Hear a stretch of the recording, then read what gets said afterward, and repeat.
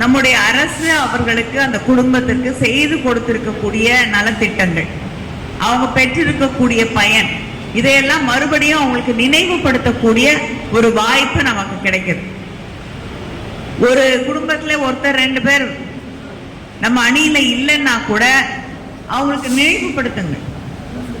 எந்த குடும்பமும் தமிழ்நாட்டில் திராவிட முன்னேற்ற கழக ஆட்சியால் பயன்பெறாத குடும்பம், எந்த வகையிலும் பயன்பெறாத குடும்பம்னு சொல்லக்கூடியவர்கள் யாருமே இல்லை. பள்ளிக்கூடத்துக்கு பிள்ளைங்க போனா காலை உணவு திட்டம், கல்லூரியிலே படிக்கக்கூடிய பிள்ளைகளுக்கு நான் முதல்வன், புதுமை பெண் என்ற அந்த திட்டங்களின் வழியாக உதவி. அதே நேரத்திலே அந்த பிள்ளைங்க எந்த கல்லூரிக்கு போறதுன்னு பயிற்சி தருவதற்கு, அவர்கள் படித்துவிட்டு வரும்பொழுது அவர்களுக்கு பயிற்சி தருவதற்கு நான் முதல்வன், மக்களை தேடி மருத்துவம், இல்லம் தேடி கல்வி என்று எல்லாருக்கும் விடியல் பயணம், மகளிர் உரிமை தொகை என்று எல்லாருக்குமான திட்டங்கள். அதே நேரத்தில் ஒன்றிய அரசாங்கம் நம் மீது தரக்கூடிய அழுத்தங்கள், தொடர்ந்து தமிழ்நாட்டுக்கு எதிராக அவங்களுடைய செயல்பாடுகள்,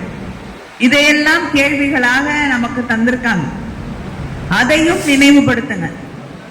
இனிமேல எந்த காலத்திலையும் பாஜகவோடு நாங்க கூட்டணி சேர மாட்டோம், அவங்க தமிழ்நாட்டுக்கு துரோகம் செய்யறாங்கன்னு தொடர்ந்து சொல்லிட்டு, போன தேர்தல் எல்லாம் அவங்க கூட கூட்டணி இல்லைன்னு சொல்லிட்டு, இப்ப திடீர்னு நாங்க எல்லாத்தையும் மறந்துட்டு கூட்டணி தேர்தல் வியூகம் அமைக்கிறோம் என்று சொல்லி யார் தமிழ்நாட்டுக்கு துரோகம் செய்கிறார்களோ அவங்களை விட மிகப்பெரிய துரோகிகளாக அதிமுக அவங்களோட போய் சேர்ந்துகிட்டு இருக்காங்க. அதனால அவங்கள அடையாளம் காட்டக்கூடிய ஒரு வாய்ப்பு, வீடு வீடா போய் அடையாளம் காட்டக்கூடிய வாய்ப்பு நமக்கு கிடைச்சிருக்கு. அதே நேரத்தில் இத்தனை தாக்குதல்கள் ஒன்றிய அரசாங்கம் நம்முடைய தமிழ் அடையாளங்கள் மீது, நம்முடைய சரித்திரத்தை மாத்தணும், நம்முடைய மொழியை மாத்தணும்.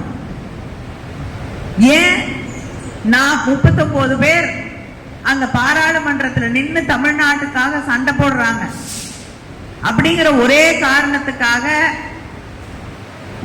தொகுதி மறுசீரமைப்பு அப்படின்னு சொல்லி இன்னைக்கு நம்முடைய நாடாளுமன்ற உறுப்பினர்கள், மக்களவை உறுப்பினர்களுடைய எண்ணிக்கையை குறைக்க நினைக்கக்கூடிய ஒரு பாஜக ஆட்சி நடைபெறுது. இன்னைக்கு 39 பேரா இருக்கிறது நாளைக்கு 20 பேரா குறையுதுன்னு வச்சுக்கோங்க. அவ்வளவு பெரிய மன்றத்திலே நாம் பேசுவது எடுபடாது. அதனால அந்த நிலையை நாம் அடைந்து விடக் கூடாது அப்படின்னு தொடர்ந்து அதை எதிர்த்து போராடி கொண்டிருக்கக்கூடிய ஒரு தலைவர் முதலமைச்சர், நம்முடைய முதலமைச்சர் அண்ணன் தளபதி அவர்கள். ஆனா அதை செய்யணும்னா உங்களுக்கு அரசியல் தெரியும். அதை செய்ய வேண்டும் என்றால், நமக்காக போராட வேண்டும் என்றால் உங்களுக்கு ஆட்சி எப்படி செய்ய வேண்டும் என்பது புரிய வேண்டும். ஒன்றிய அரசாங்கத்தோடு எதற்கெல்லாம் நம்ம உரிமைக்காக குரல் கொடுக்க வேண்டும் என்று தெரிந்திருக்க வேண்டும்.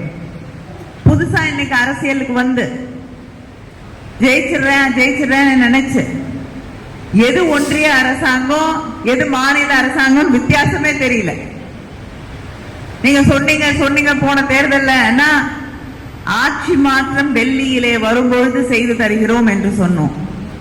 வித்தியாசம் தெரியாம பேசக்கூடியவர்கள் எல்லாம் இன்று தேர்தல் நிக்கிறதுக்கு, வாக்கு கேட்கறதுக்கு வந்து கொண்டிருக்கிறார்கள். அதை மக்களுக்கு நாம் புரிய வைக்க வேண்டும். என்ன அழுத்தம் கொடுத்தாலும் தமிழ்நாட்டின் வளர்ச்சியை எந்த இடத்திலையும் தடை இல்லாமல் கொண்டு சென்று கொண்டு, அதே நேரத்தை நம்முடைய உரிமைகளையும் பாதுகாக்கக்கூடிய ஆட்சி திராவிட முன்னேற்ற கழக ஆட்சி மட்டும்தான் என்பதை நாம் எடுத்து சொல்லக்கூடிய ஒரு வாய்ப்பு இந்த வாய்ப்பு. இதற்கு அடுத்து நம்முடைய முதலமைச்சர் அவர்கள் தமிழ்நாடு முழுவதும் முகாம்களை, மகளிர் உரிமை தொகை பெறுவதாக இருக்கட்டும், கம்ப்யூட்டர் பட்டா வாங்குறதாக இருக்கட்டும், பல்வேறு திட்டங்களை, மக்கள் பயனடையக்கூடிய அந்த திட்டங்களை மக்களிடம் கொண்டு சேர்க்கக்கூடிய முகாம்களை நமக்காக வழங்க இருக்கிறார்கள். அதுல அரசிற்கும் மக்களுக்குமான இடையிலே இருக்கக்கூடிய ஒரு இணைப்பு பாலமாக நீங்கள் தான் செயல்பட வேண்டும் என்பதை புரிந்து கொண்டு நாம் அந்த வாய்ப்பை பயன்படுத்திக் கொள்ள வேண்டும்.